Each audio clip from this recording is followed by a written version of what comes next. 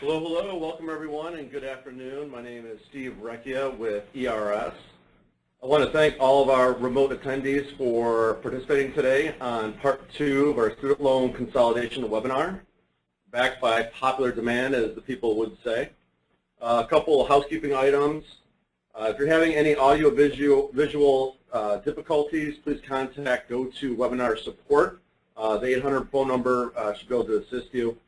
We'll be sending out an email with a link to download the documents from today's presentation. You'll receive that probably this afternoon or tomorrow morning. Then we'll also follow up with a complete presentation with audio, which will be available early next week.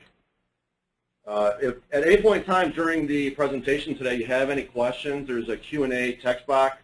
Just please submit your questions in that box, and our facilitators will get to those questions during the presentation. Also, if there's any questions that you should have maybe after this presentation, we have set up a email address. It's webinarquestions@ersinc.com. Submit your questions through there. Either one of our facilitators or presenters will get back to you with the response to your question.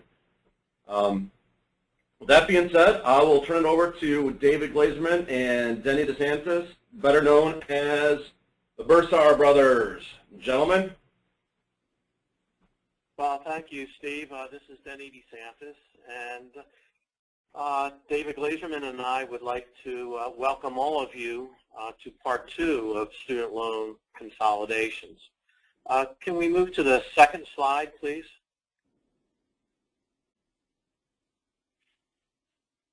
Great, thank you.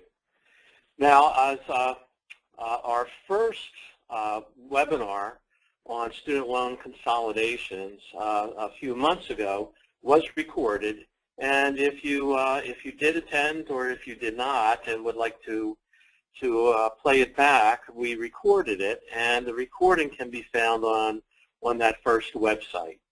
And there were also a ton of questions that were answered, and that link on the ERS website is the second link for the questions and answers.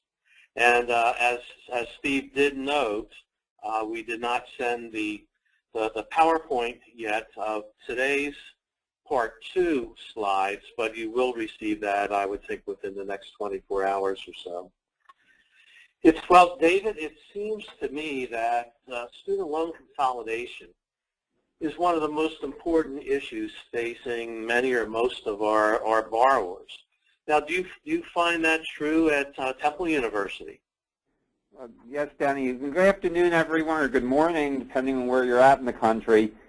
Denny, you're absolutely right in terms of consolidation being a key issue related to the Perkins program, and as a tool to help borrowers on one hand, to help with our collection efforts on another hand.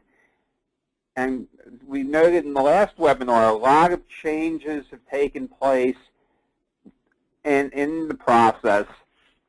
Again, I reiterate what Denny was saying about if you have questions, go back to the links that are shown here after the webinar today, and you'll pick up a lot of information. But since the last webinar, we've also gotten some additional information coming back from the Department of Education. Last week at the Department of Ed's training conference in Atlanta, there were several sessions related to loan consolidation, and our presenters today, who were both at the FSA conference as well, are going to be able to give us a lot more up-to-date information in certain areas, how certain issues may have changed. And the focus today really will be on some updates since our October webinar, and talking about some of the other changes that have come out through the department. So what I'd like to do, we can introduce our presenters today. Back with us again by popular demand, we have Jamie Naprella from Great Lakes Higher Education Corporation. I won't read her background information. I just tell you, Jamie and her co-presenter today, we go to our next slide, Jesse Brown from Nelnet, are probably the two people in the industry right now who have really been out front helping the schools, helping the borrowers ultimately with the consolidation efforts and making sure this process can be as successful as possible. So again, without cutting into their time, I'd like to turn this over to Jamie and Jesse.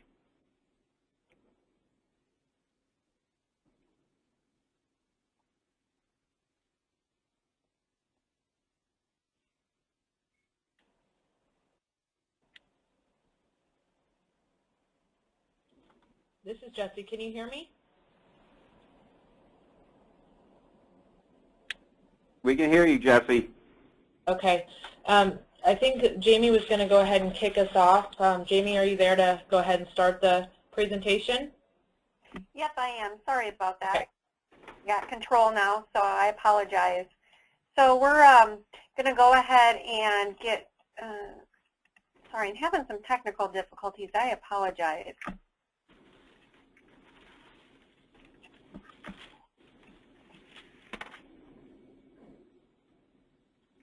Jesse, I'm having some technical difficulties. Could you go over it? Sorry. Yep, I can. Do you need me just, Jamie, to get you to the right slide, or do you want me to? Actually, the presentation for me actually went away, so I don't even have the presentation up. Okay, the first slide that we were going to talk about, Jamie, was the eligibility loans for consolidation. Yeah, so I can't see the presentation at all, and I'm not quite sure who has control over it, but I can certainly go over it.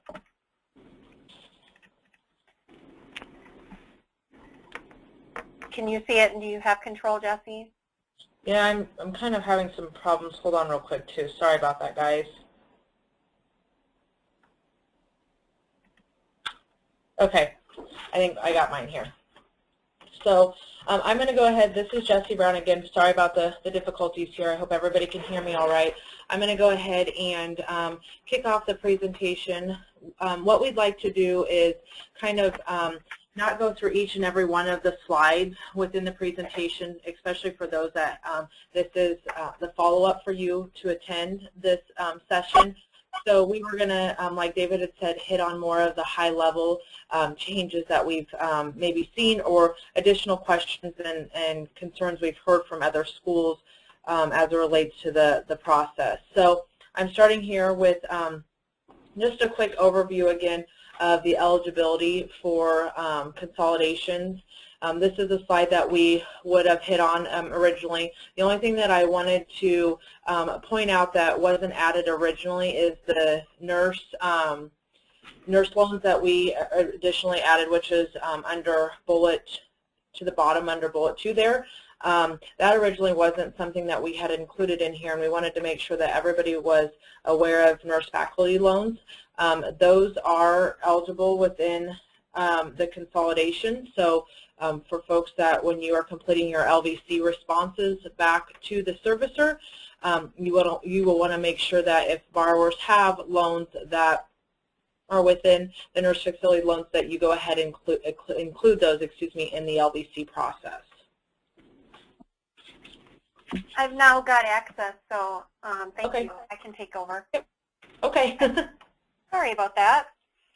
Okay, and then the next, what we wanted to cover again today, or as well today, is just primarily about the Perkins loans as well, and weighing the benefits of consolidation. As all of you know, there are a lot of good benefits that go along with Perkins loans, so it's really important that students are taking a look at if this is the best option for them.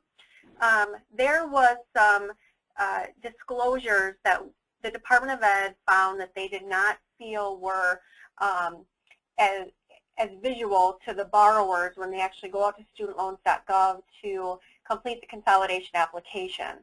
So while the borrower gains the benefits of the direct consolidation program, they will lose those benefits. Because of some concerns from the schools and from the borrowers, the Department of Ed has decided that any borrower who feels that they have lost those benefits, they will allow them to unconsolidate those loans without there being an error, per se, in the consolidation process.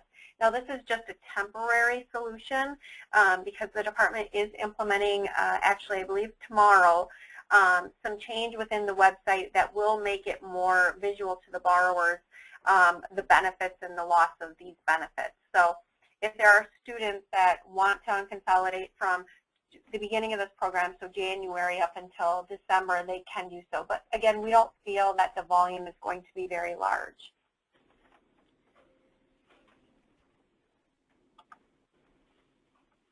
Okay, so the next thing that we want to cover is in reference to some other issues that we've identified within the consolidation process. And it is in regards to when the students actually go out to studentloans.gov and complete their consolidation application. And their application is pre-populated right from the NSLDS data. So what happens is,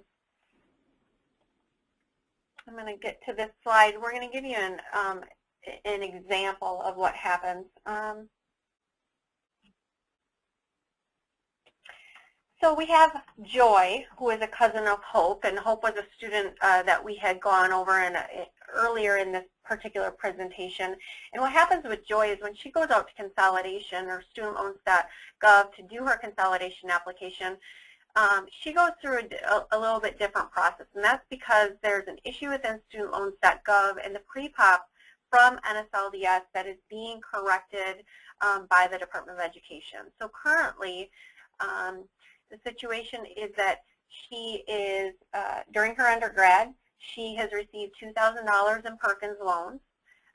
She spent 6 years in her undergraduate studies. So her basic summary of what her consolidation loan would look like is $32,500 in subloans. She got $76,500 in unsub loans plus $31,000 in interest, and then $16,000 in Perkins loans.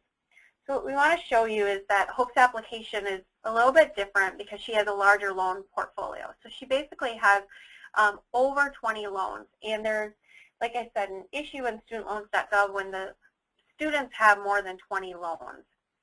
So when she goes out there,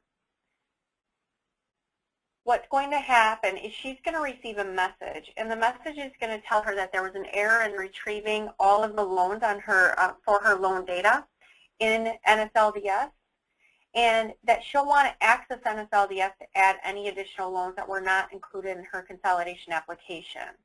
If she decides to submit that consolidation application as is without adding any of those additional loans, she would have the 180 days to add those additional loans. And she can also contact any of the TIVAs as the consolidators and let them know to include any additional loans in her consolidation. Again, this is a temporary issue that the department is well aware of, and they are fixing it, but we want to make sure all the schools are aware of the issue in case they have any other students who have this, so we know how we can better assist them.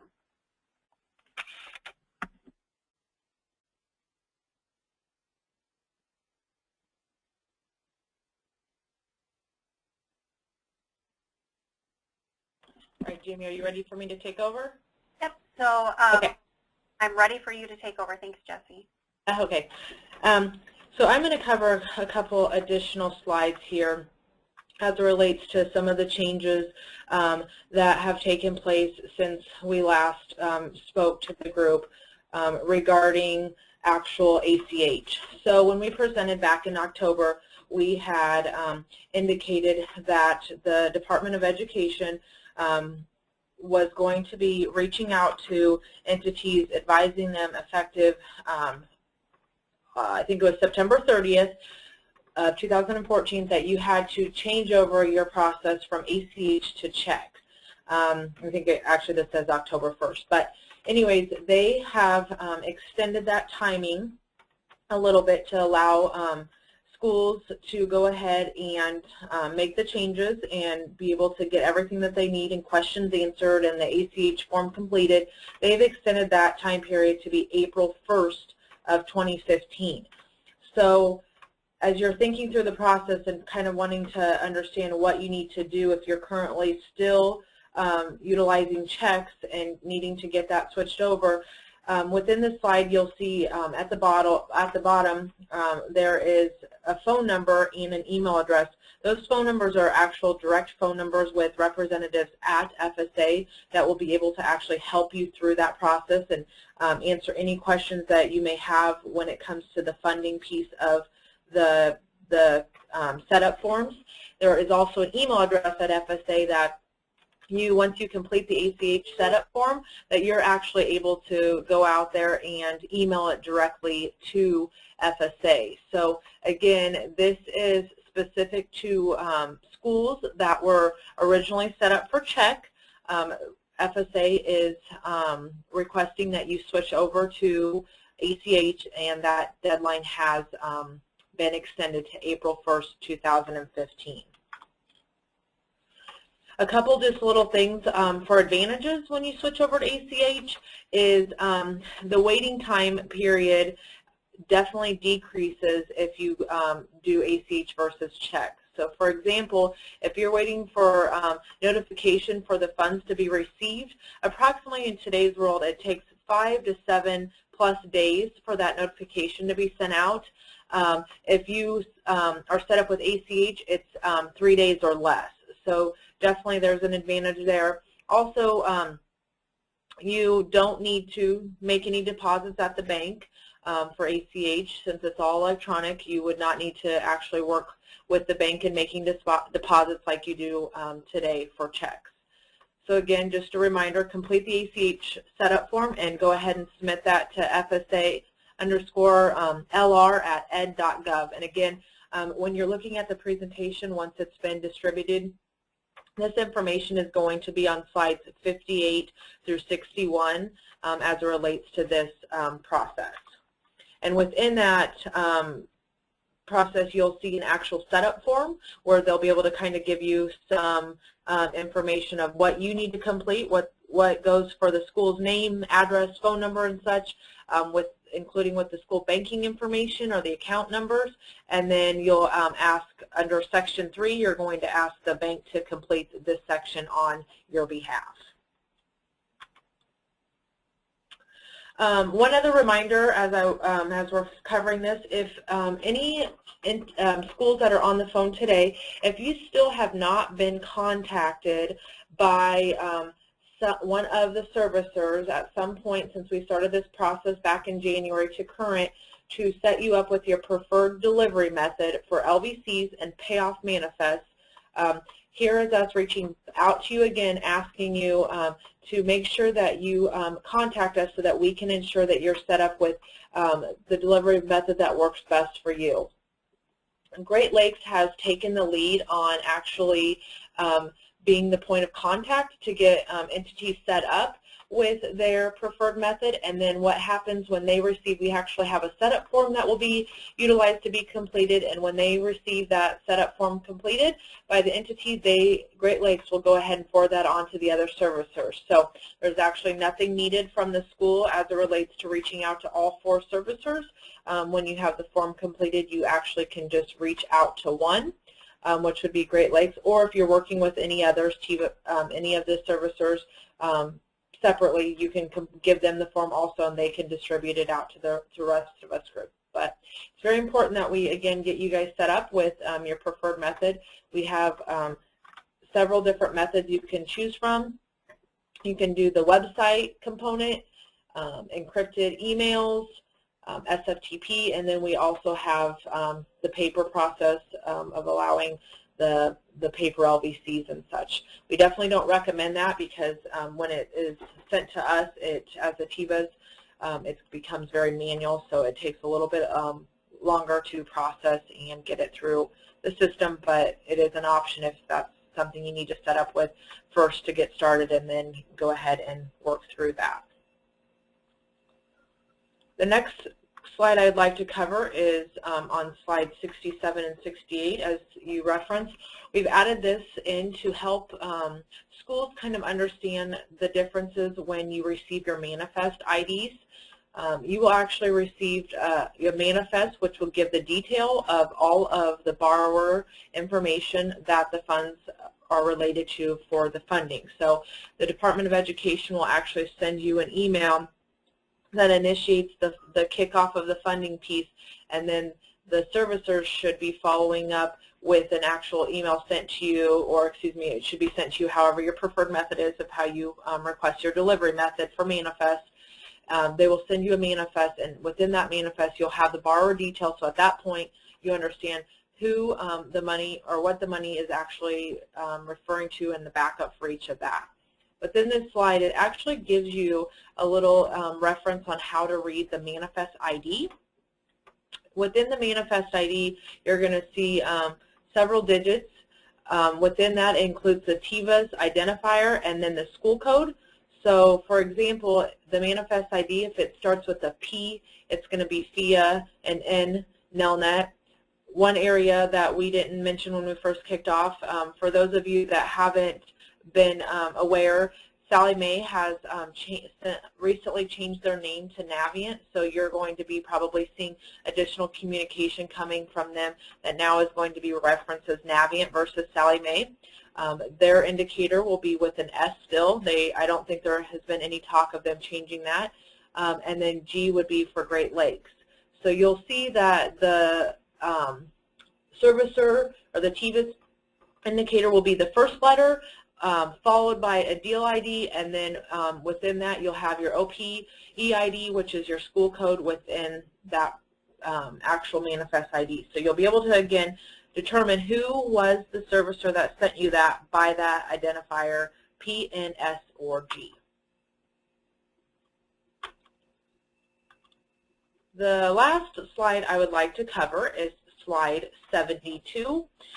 This kind of references what we as the servicers, and I think the schools have been experiencing this also, we have been working closely with FSA as it relates to what we're calling third-party brokers out there that are reaching out to students and actually charging them a service to work with them on consolidating student loans and completing the application. Like I had mentioned, FSA is very aware of this process and is working very diligent on trying to get some information out to the community as it relates to this. But what we would recommend from the servicers aspect is trying to hold your borrower's hands or your students' hands a little bit more, letting them know if they are interested in consolidating their student loans, there is no fee charged to that. If they go out and either complete a paper application or complete an application online through studentloan.gov, there is not going to be a fee established with that process. They will at that time be able to choose who their servicer is that they want to utilize and work through the process and complete the consolidation application completely. So we have been trying to do reach outs to students when we get applications in the door that we may know the actual address on the application is listed under a broker, but it will be up to the student to ensure that they're not utilizing those brokers if they don't want to be charged that fee and moving forward with the consolidation. So again, FSA is working to use the web, the social media, and other communication channels to make the borrowers aware of this is happening. But we would ask the schools to also make sure that they're providing that information to their students. Well, that conducts the high-level overview of the actual presentation itself. Jamie and I would now like to move on to some questions that were submitted prior to the webinar. We have, I think, a total of 9 questions that we would like to go over, and within the presentation we have already drafted high-level answers to the questions, but we would like to kind of just go over them with you guys individually and then open it up. So Jamie, I will go ahead and let you take over with starting on question number 1. Great, thank you, Jesse. And again, I apologize for the technical difficulties in the past. I think we have them resolved now. So the first question that we had received was, why can't the borrower's first initial and last name be included on the funding date email, which is the consolidation payment notice? The consolidation payment notice is really intended to be just a notice of payment and a specific dollar amount that you should expect to receive on a given day. for all of the loans that are being funded, not necessarily provide the payment detail. The manifest is intended to be the payment detail. So you get two things. You get that payment notification, so that way you're aware that you're going to receive those funds in your bank account on a specific day, and then you get the manifest detail. So when you do get those funds, you have the loan level detail to apply those funds to your system. Jamie and Jesse, it's David. I think just a quick follow-up question to that. Could you maybe walk through the timelines of when schools would expect to get those notices? Let's say, what kind of a gap would there be between the first notice and the manifest? I know that was a question I believe that came up in one of the FSA sessions. There's still a little confusion there regarding reconciliation capabilities. Sure, that makes sense. So the TIVAs send what's called a purchase invoice file to the Department of Education 3 business days prior to actually funding those loans. So you would receive the email from the TIVAs letting you know that you would receive those funds in 3 business days, along with the manifest, and both of those things would come 3 business days prior. So when we send that file to the department, we're sending those notices to you as well. Then when the department issues the funds to you, you should receive an email from them, from their Oracle system, letting you know that they've actually initiated those funds. That typically comes the day before, if you're ACH, the day before you would receive those funds in your bank account.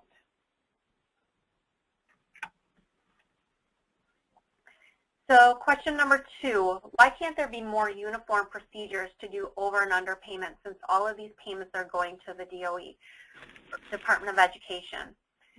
So we do have standard procedures for the process. Each of the TIVAs do. We have actually a zip file that contains all of the, or both of the templates along with each of the TIVAs procedures for submitting those to us, and we can certainly provide that and get that out to everybody. There should not be any consistencies with this process. That you would utilize the delivery method that you're set up for LVCs and manifests should be the same delivery method that you use to send any over and under payments. The transmittal files are the same across the board, and the process should be the same. So if you are seeing inconsistencies, we'd like to know about those and have specific examples, so that way we can meet with the TIVAs and make sure that we close any of those gaps where there's inconsistencies. Question 3, why aren't the 4 servicers, procedures, and websites more standardized? So the TIVAs have, though their systems and processes might have a different look and feel, our contract requirements are the same for all the TIVAs and should result in the same outcome. So how we get there might not be the same, but the outcome needs to be the same. So each of the TIVAs established, we all have the same delivery methods when it comes to LVCs and payoff manifests. We all have the same file layout, so you should not be seeing inconsistencies there. And again, if you are, then we need to know about those so we can address those concerns. We each have loan holder websites that we use for sending and receiving the LVCs and the payoff manifests and over and under payments. The look and feel of those websites and the functionality within those websites might be slightly different. Some of us do have like online functionality while the others are still building that. But overall, the outcome should be the same, and it shouldn't be that big of a pain point for you. So we encourage you to let us know areas of inconsistencies that you're seeing. Number 4, can Navient please format their manifest dates to match the others? It's hard to automate any reporting when they are not consistent. So we thank you for this question because this highlights maybe one of the areas that you are seeing inconsistencies within the manifest file, and it appears to be the date format. So this information has been passed on to FSA and Navient to follow up and research, so that way we can get that date formatted properly. That was sent to them yesterday, and so we should have some updates on those, and we can provide that to the ERS group to be able to communicate that out to whomever had that question. So with that, I'll pass it back over to you, Jesse. All right, thank you. Question number... Before you go ahead and start, I just want to remind everyone that if you have questions, or if any of these questions are provoking new questions, if you type those into your question box, and we'll be able to take those up at the end of the presentation. Thanks, Jed. I'm sorry for interrupting. All right, thanks. All right, going on to question number 5.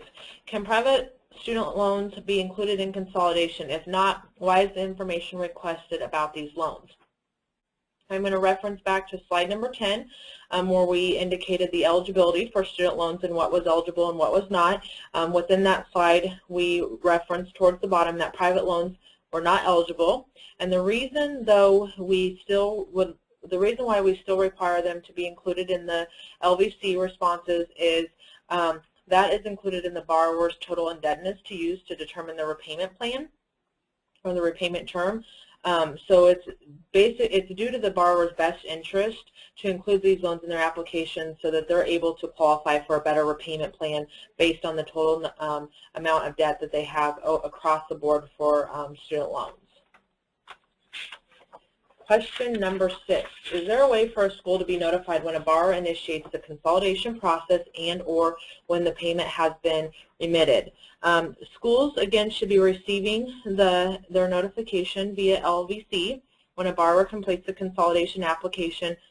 This is where I will go back and reference that if you have not reached out to the servicer to be set up with the preferred method that works best for your institution, please make sure you let us know and we can get those changed. Also, schools are notified when payments have been remitted via the manifest. So it kind of goes back to the process that Jamie walked you through when we look at the timing of the manifest and when it's sent.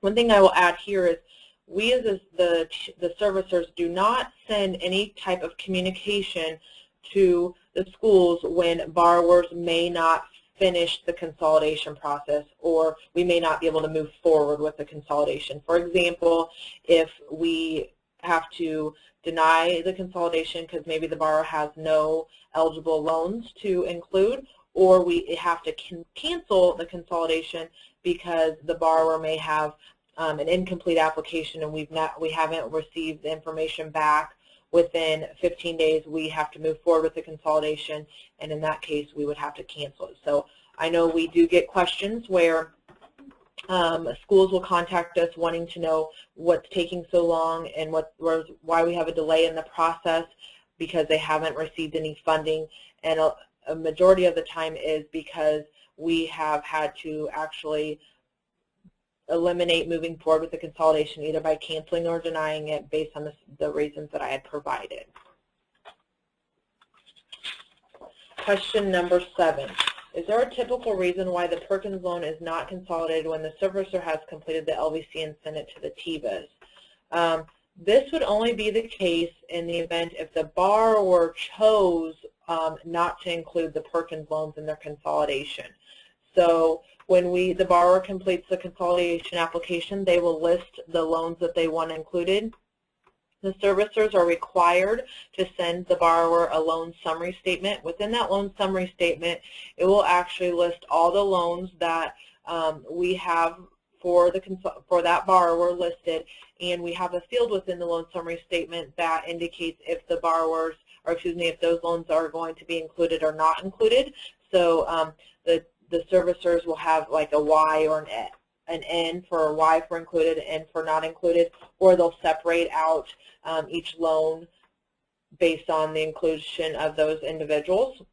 In these cases, that if the borrower comes back and indicates that they do not want to include Perkins loans or maybe never listed those, then we would have to request, or we would have to move forward with their request and not including those Perkins loans.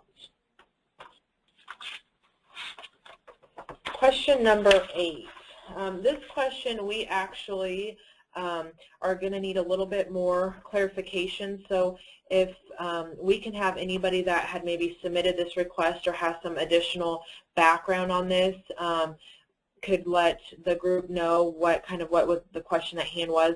Jamie and I weren't quite sure the overall question to be able to provide an accurate answer for you guys. So the question is there mechanisms in place to correct any oversights when loans are not consolidated as scheduled? So again, we didn't provide a response within this because we're just needing a little bit of clarification of what really the question is.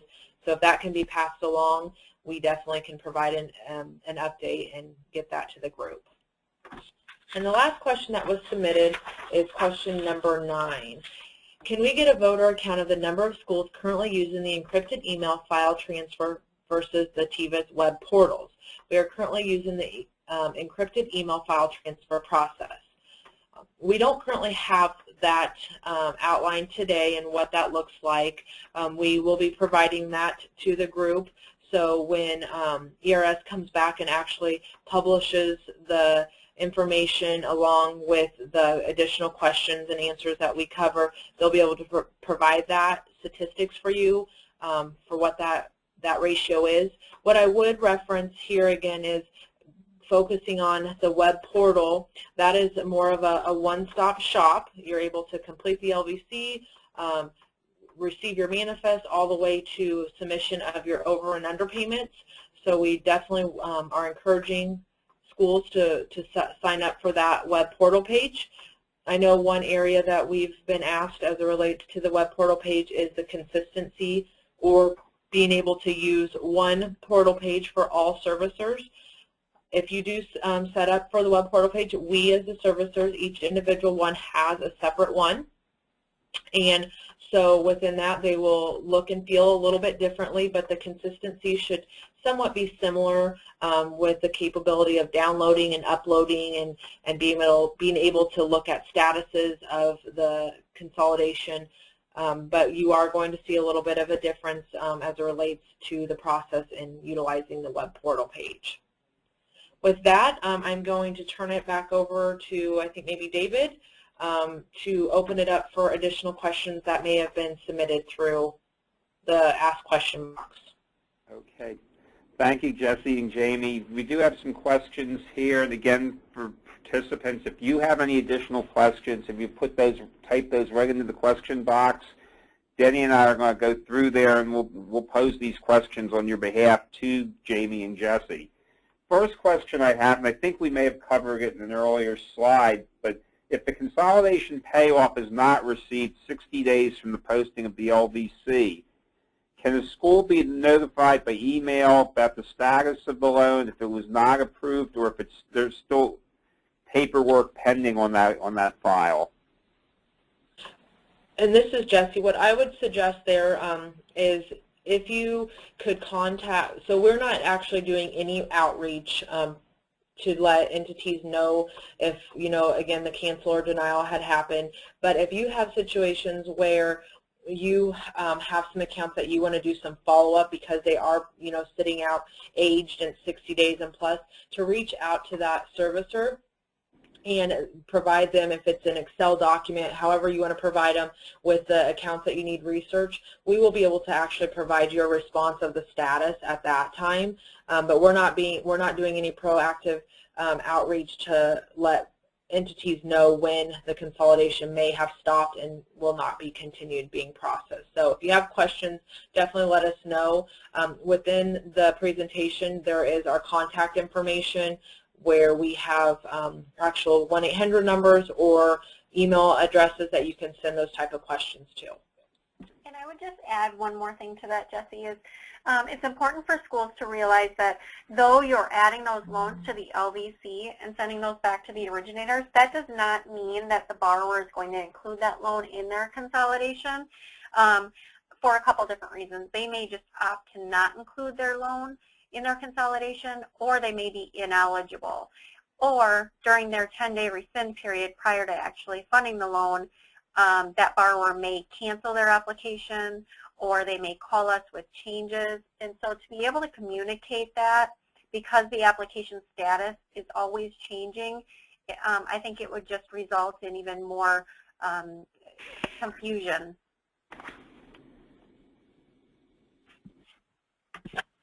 Good point, Jamie. Thank you. One other question I want before I turn this over to Denny. And Denny, if you'll take after this one, if you'll take the questions from the top down.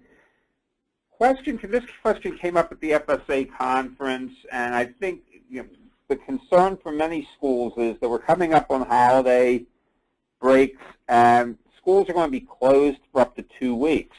And there's only a 10-day period to return an LVC request to the consolidation companies. Are you aware, and I think I know the answer to this, but I think this is important for the group, how are these cases going to be, how's the 10-day requirement going to be managed over the holiday period, end of December, beginning of January? So we asked that, you're correct, that was brought up at the conference, and I think Jamie actually posted this week. We have a weekly meeting with the department and the TIVAs. We actually asked that question Tuesday of this week on our call, and we're supposed to be getting a response back. So as of right now, we don't have the answer to that, but hopefully we will shortly next week, hopefully at the latest, to be able to provide a response back. Okay, thank you. Denny, let me turn to the next question. Thanks, David. There's a couple of administrative type questions I'll go through very quickly. One is somebody wanted to know if they could get somewhere the part 1 of the PowerPoint, our last webinar. And I will make sure that I get your email address and make sure that you get the information. There was another one that early on, their slides they thought were skipping like crazy, and that was, you probably joined us a little bit late. There's a massive amount of information in this slide presentation, and what we wanted to do was to go through very quickly a lot of the highlights, and so that could be the reason why you saw a lot of slides were skipping back and forth. There's one other question, and this deals with a billing servicer. Can a billing servicer like ECSI set up EVCs, or do they have to use paper LVCs? So this is Jamie, and I can answer that. So billing servicers can use all of the same delivery methods that any of the other schools or any of the other loan holders can.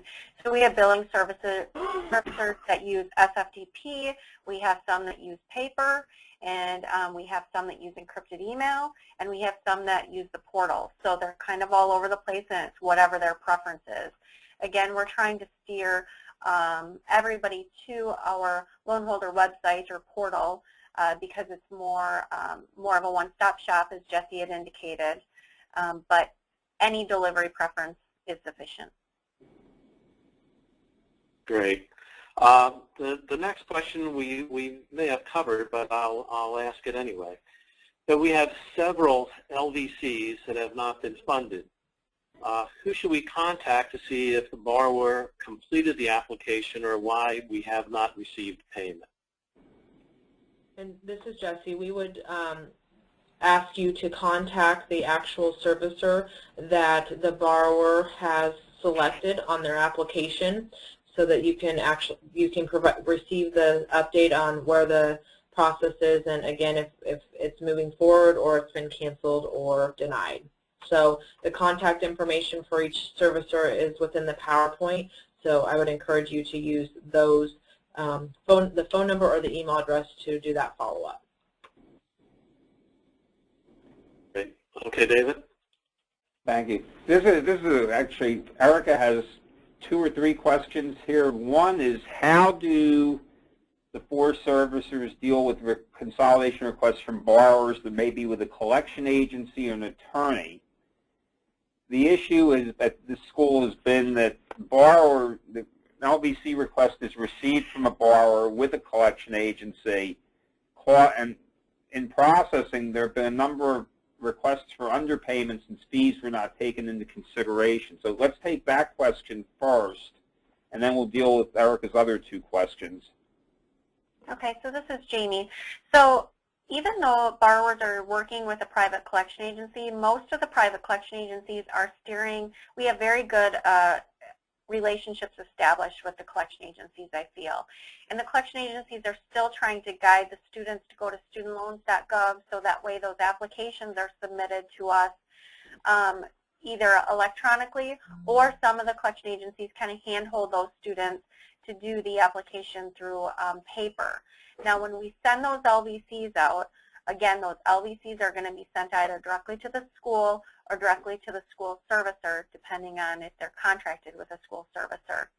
So we will fund whatever is on that LVC as long as the borrower is eligible. So to answer the question, the process is really no different if they're working with a collection agency or not. All of the communication is handled with the borrower and with the school or school servicer.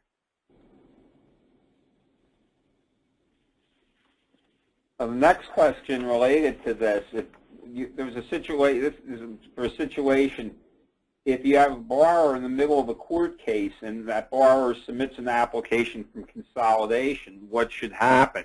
And I'll let Jamie and Jesse, I'll let you answer that, then I'd like to just comment on that as well. Okay. So we don't know that the borrower's in the middle of a court case. There are a couple reasons, or two reasons, I should say, particularly where a borrower would not be eligible for consolidation, and that's if they were in the middle of a wage garnishment or there was a judgment on the loans, then we make those loans ineligible. But outside of that, we would not know if they were in the middle of a court case, and we would still allow those loans to be consolidated unless we knew different.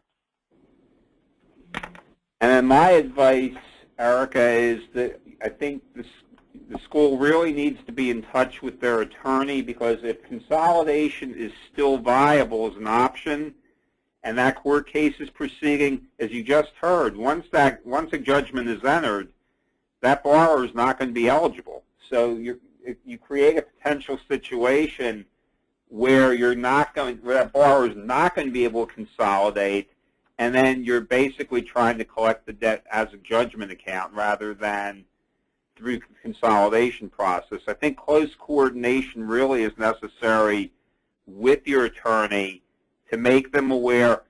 It could be as easy if you know the borrower is trying to consolidate and is eligible. Maybe just two options. Again, I'm not an attorney, but one option would be get a continuance on that case.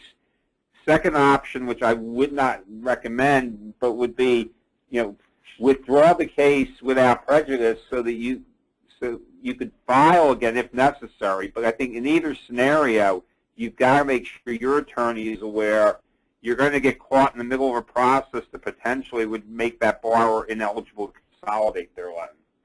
Debbie, you want to take the next question? Sure.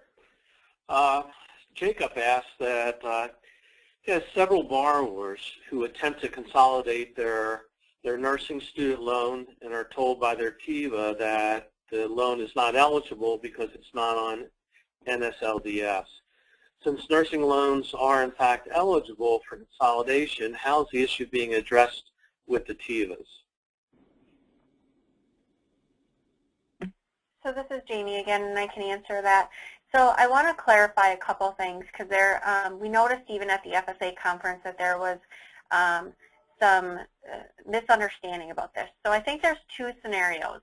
One is, remember that when the borrower completes the consolidation application, it is up to them to include all of their loans on their consolidation application and then indicate whether or not they want those loans included or not included. In the event that we send out the LVC and we receive it back, what we do is we match that up to the borrower's application and only consolidate the loans that the borrower opted to include in their consolidation. So you could have a scenario where the borrower did not include their nursing loans because they were not pre-populated from NSLDS. However, we received the LVC back from the school, and the school listed the nursing loan. So what the TIVAs would do is we would use that loan for the borrower's total indebtedness to determine their repayment term, but we would not consolidate that unless the borrower told us that they wanted it consolidated. So I think one of the issues that we're finding is when when maybe certain TIVAs are saying it's not being consolidated because it's not an NSLDS or it's not eligible, it's being taken out of context. And what they're basically saying is it's because the borrower didn't add it to their application, so it wasn't pre-populated. That's one issue. If it truly was on the borrower's application and the borrower really did want to consolidate that, it absolutely should be consolidated, and that's definitely a concern if any of the TIVAs are saying differently. So we would like to have the specific TIVA information and then those examples, so that way we can again take that back to our working group among the TIVAs and FSA and take a look at that and find out why that's not happening. But from the FSA conference, we realized that there was some miscommunication along those lines. Let me just add, since we have your contact information in the slide presentation, if anyone has specific cases like this, do you mind if they just forward those directly to either one of you for that discussion among the TIVAs? No, I don't think we mind at all. Jesse and I have both, from presenting and going to conferences, kind of keeping a cumulative list of these types of concerns, which we've then scheduled meetings with FSA and the other TIVAs so we can discuss those. So I think that that's the proper forum to bring them to, and emailing them to she or I is perfectly fine. Okay, thank you. Great. Sherry has a question about a nurse faculty loan. If a student decides they are not going to work as a nurse faculty or they cannot find a job and therefore will not be eligible for loan forgiveness, may they consolidate their loan while they're still in grace and the interest rate is still at 3% rather than after grace and the interest rate increases to over 10%? So this is Jesse. Basically, a borrower is eligible to complete a consolidation when they're in a grace status. What will happen is the borrower will, the application will actually be held until the grace ends. So if the borrower chooses to consolidate and they're in a grace status, and let's say that their grace doesn't end until 6 months out, we will hold the consolidation, and then at that 6-month period we will move forward with the consolidation, and the process will initiate and start. If I'm understanding the question, though, they're wanting to know, is it best for the borrower to wait until they are out of grace or consolidate when they're in grace? And I think, and Jamie, jump in here in case I'm not going down the right path here, but I think basically we can't do anything while the borrower's in a grace status. It's like in a holding period, and so we would have to wait until the borrower has exceeded their grace period and then move forward with the consolidation. We would, I guess I would just clarify, we can consolidate while they're in a grace unless the student says that they want to hold their application. So there are various situations where students might want to consolidate, and this is outside of just the nurse faculty, this is just all loans in general. Certain students might want to consolidate while they're in their grace period because they have lower interest rates during that period, so their weighted average interest rate of their consolidation loan would be lower. However, they need to weigh the benefits because in some cases the government's not going to pay the interest after they consolidate those loans. So in regards to the nurse faculty loans, we would consolidate those during the grace period, but they would just lose that grace period. Yes, thank you, Jamie. You're welcome. Okay, David? Okay. If there's an overpayment through consolidation that's less than $10, can that amount be refunded directly to the borrower?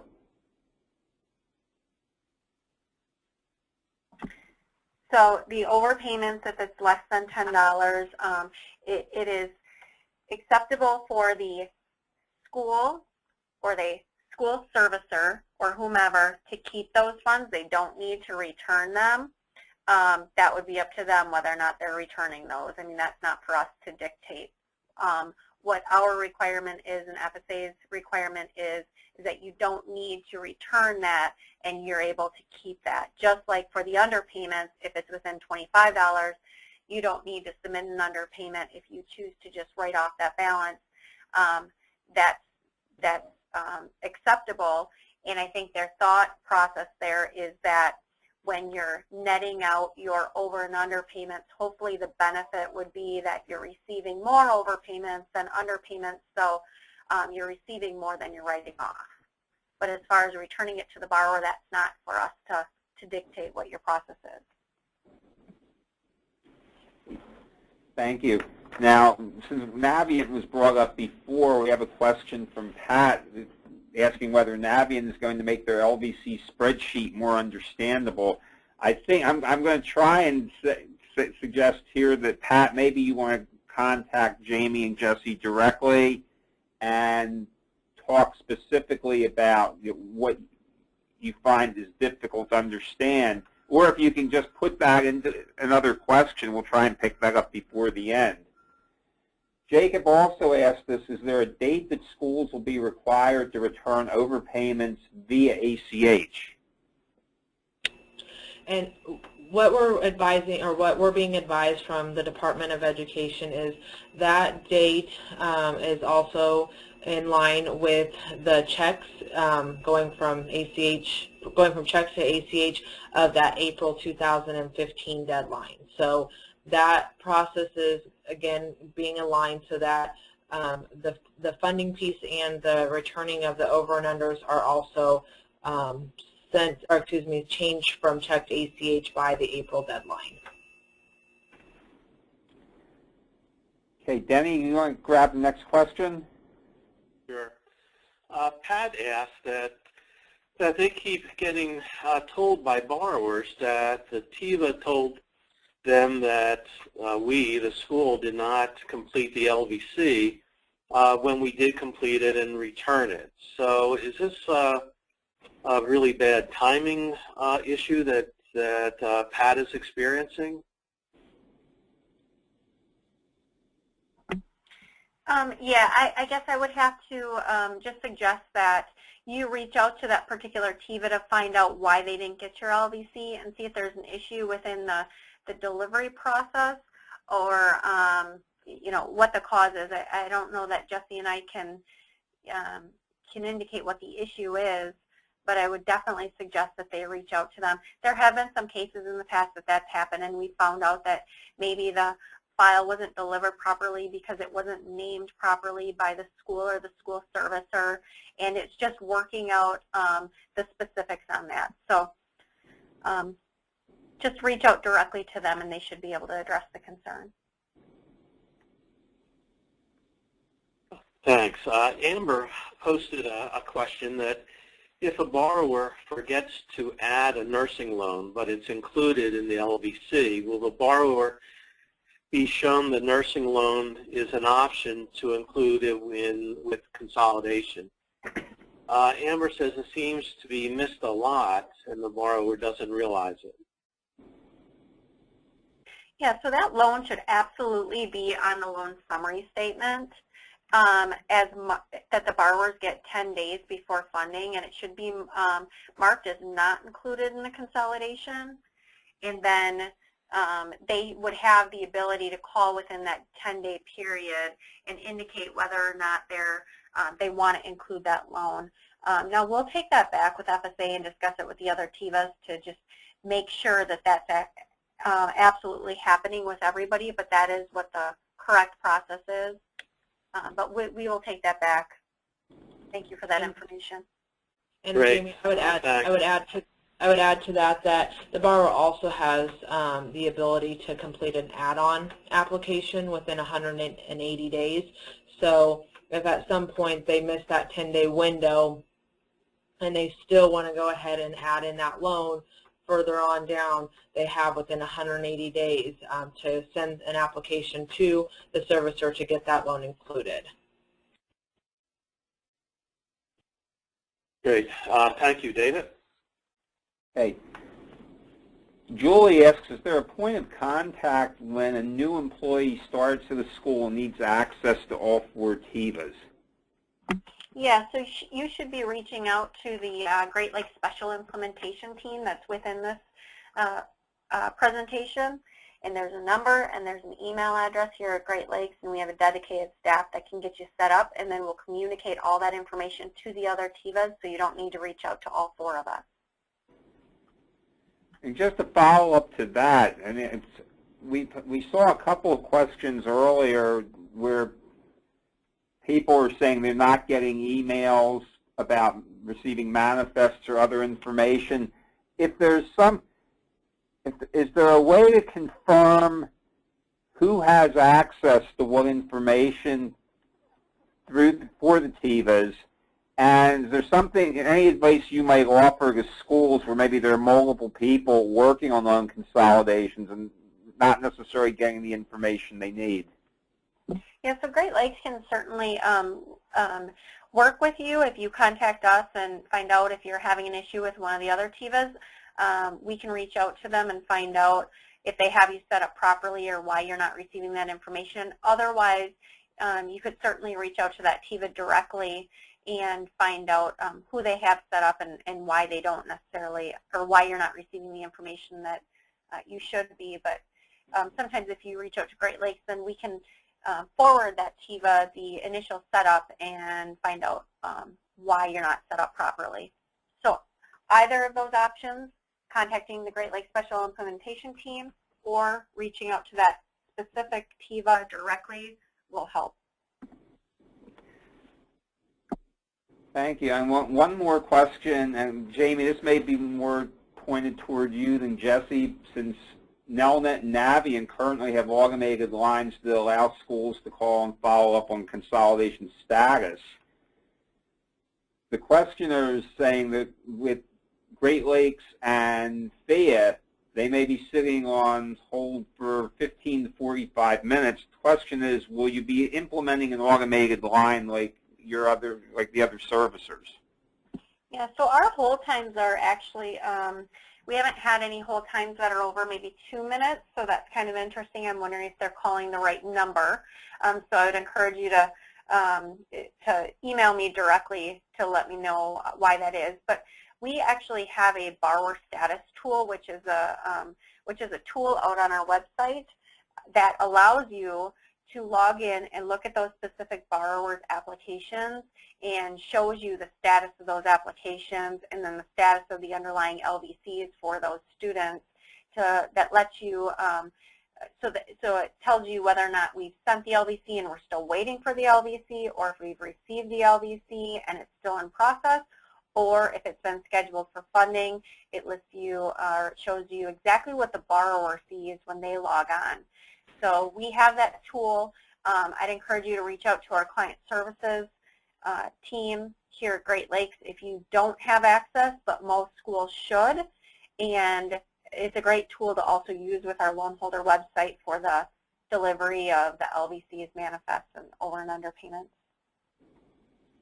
And this is Jessie. I just want to clarify because I haven't actually worked and contacted Navient to determine what their automated line says. For Nelnet, it's you know, it is what I would consider an automation, but we also, it's basically where an entity can call in and just get an overall status. So for example, we're currently processing consolidation, so we're waiting for the LVC to be returned, something like that. It will just say, it will give you the option to hear the consolidation is in an in-process status. It doesn't give a lot of detail as it relates to the overall application piece. It's more of a high-level generic of where we're at in the process and such. So again, it is somewhat of a service, but it's not completely end-to-end as it relates to being able to get additional information of where we're at outside of just the overall piece of it. Okay, thank you. We've got about 10 minutes left. So I've got one other question, and then I'll turn it back to Denny. It's our understanding, Jamie, this is maybe for you as well. It's our understanding that Great Lakes is now requiring a notarized form to be completed by a collection agency if an authorization form is sent. Is this also a requirement for the other TIFAs? Yeah, that's a great question. So Great Lakes has implemented a new process just in the last couple of weeks. We identified an increase in fraud cases where we were receiving Privacy Act forms and power of attorney forms that were being fraudulently completed. In most cases, it was due to the student loan debt relief or predatory broker that were completing those, but what our legal team did was take a look at our entire policy, and we drafted a new form that's now required with all Privacy Act forms or power of attorney, and it's called a certification form, and it's certifying that that document, that power of attorney or Privacy Act form, was indeed completed by the borrower. So the certification form needs to be sent to us along with those forms, and it needs to be filled out by the collection agency or the third-party entity, and you can indicate that it's for, let's say it was ERS. You can put ERS's name on there, so we will talk to any representative with ERS, but it needs to have a signature from an authorizing official at ERS, and it needs to be notarized. And again, that's something that we put in place to ensure that we're making sure that you know, the borrower's privacy is intact, and we're protecting that. And so what I would encourage, and I've encouraged other collection agencies to do, is if you have any Privacy Act forms or power of attorney forms that you've submitted since January, and you're aware of who those were submitted for, go ahead and complete certification forms for those borrowers as well and send those all to us, and then we will process those. We don't need, if you've already sent in a power of attorney or Privacy Act form, we don't need a new one, but we do need that certification form. So this goes retroactive as well. It's for everyone on our system.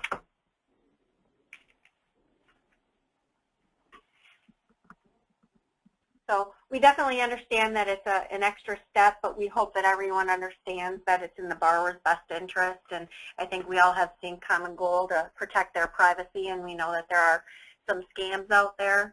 And I think that the ones that are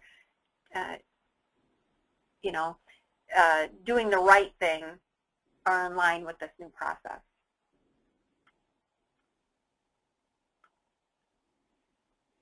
Okay, thank you. Denny? Sure. Tina has a question about loan interest. Do the four servicers add daily interest to the requested payoff amount from the time that LVC is completed to the time of funding? Yes, so the certification date that's listed on the LVC should be the date that you have accrued interest to. So we take and we accrue additional interest from that date to the funding date. So by the time you receive the actual funds in your bank account and you apply those on that funding date, then it includes all the additional interest that you've been accruing since you completed the LVC. So yes, that's true. Okay. Terry has, I guess you would categorize it as a reconciliation issue. Terry says, why do I sometimes receive a manifest for one person, but the payment is broken up into 3 separate payments, which always causes the amount to be way off? So this is Jamie again, and I think what's happening is, if I'm understanding the question correctly, the loans that are pre-populated from the borrower's account are coming from NSLDS. Schools are required to report to NSLDS by disbursement within an award year. So for example, you could have a student that has a $1,000 loan, maybe on your system, but it was made up of 2 disbursements within a given award year. So in NSLDS, those show up as 2 $500 disbursements. Because those are 2 separate records in NSLDS, we're required to actually list those on our systems as 2 separate records. So in many cases, we're receiving the LVC back for one record at $1,000, and we've all built processes in our systems to be able to clone that LVC response across the 2 records that came from NSLDS. So then we have to fund those loans at the disbursement level, in the same level that's in NSLDS. And I think that's what you're seeing then in those cases, is you'll receive a manifest in that case with 2 separate records for $500 each, even though you have 1 loan in your system for $1,000. And the key to that is because everything needs to tie to NSLDS, they have specific indicators within NSLDS. So when we actually make that consolidation loan, we need to tie that consolidation loan to those underlying records in NSLDS, so that way they can update those records in NSLDS as paid in full by consolidation. Makes a lot of sense. Yeah, and if that's not what the question was, yeah, if you want to clarify, but we did not know this at the very beginning. We did not know that schools report to NSLDS. That wasn't in that way. It wasn't communicated to us. So when we all made changes to prorate our systems and do so, some schools were happy and some schools were not, because some schools are, even though they're reporting at the disbursement level, so in that scenario, the 2 $500 disbursements, some have a $1,000 loan in their system, some have 2 $500 loans in their system or disbursements in their system. So it's really hard to accommodate, you know, the thousands of schools out there. Everyone's system's different, but that's the background behind why it needs to be the way that it is. Great. Well, that was question came from Terry, and if I'm sure she's still logged in. So if that's not the right answer or the right question, Terry, please let us know. Terry, Hey, David. We got it. That's exactly what she was looking for. We've got about 3 minutes left. Denny, I want to put one other question out there real quick about what loans can be consolidated in their grace period. Maria asked whether nursing loans can be consolidated when they're in their grace period. We don't have any requirements here that state that certain loans cannot be consolidated within their grace period that I'm aware of, right, Jesse? Yeah, I would agree with you on that, Jamie. Is basically, again, we reference back to page 10. That gives you all the eligibility of loans that can be consolidated, and that would be the same list that you could utilize in grace or not in grace based on the consolidation process. So nothing would restrict that from being eligible. And on their consolidation application, it lists that grace end date that they can list if they want to postpone the processing of their consolidation application until that date. And that's for all loans on the application. It's not for only certain loans, so it's across the board. So there's no limitations there. Kathy asks, how can we tell if an LVC is coming to the school for the sole purpose of determining the amount of debt for IBR and not to consolidate when the Perkins recipient is receiving Perkins cancellations? And then follows up and asks, is there a way to get an indicator on the LVC? So, Jamie, you might want to add in here, but the Department of Education is just getting ready to release new actual templates of the LVC. I think those are looking to go in at the end of January. I don't think that, unless I, misstating here, there's nothing on that new layout that indicates specifics as it relates to repayment plans and such. So I think the answer is no. We aren't able to include that information with the actual LVC layout piece of it. Yeah, and I'm not quite sure 100% what the question is, because when the IBR is processed, so consolidation is obviously completely separate from the IBR processing, and so all of the loans that we take into consideration as an originator when we're making those consolidation loans are used, whether the borrower is eligible or not eligible to consolidate those, like private loans, they're not eligible, but we include those in total indebtedness. IBR, when we're processing an IBR application, regardless what comes in on that IBR application, we go out to NSLDS and we're looking at all of the loans for that borrower as well. So they're completely separate processes, so I'm not 100% sure where the question lies as far as how adding an indicator on the ELVC file layout would help with any IBR application processing.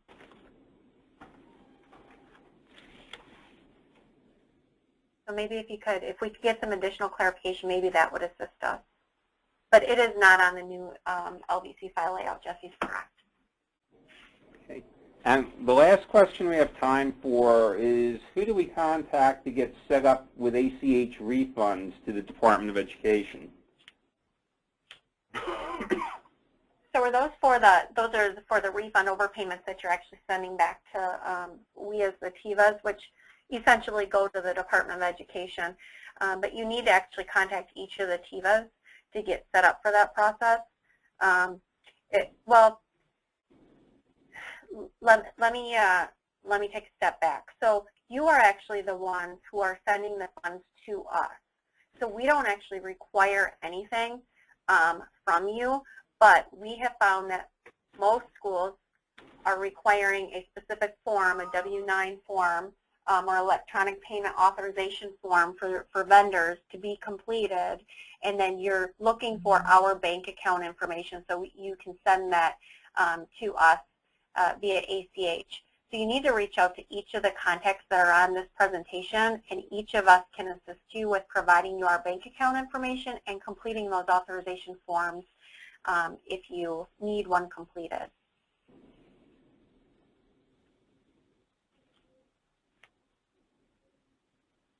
Okay. Jesse and Jamie, thank you very much. This is, as always, has been extremely helpful, and I can say on behalf of everyone, we really appreciate your efforts on behalf of not just the schools, the TIVAs and the department, but also for the borrowers out there. This has been very helpful. I think it helps all of us do what we need to do to facilitate this process. Denny, any last words before I turn it back? I just want to wish everybody a happy holiday season. And Denny, turn it back to you. And then for the last word, Steve. Yeah, thank you, David. Yeah, ditto on that. Jamie and Jesse, thank you very much.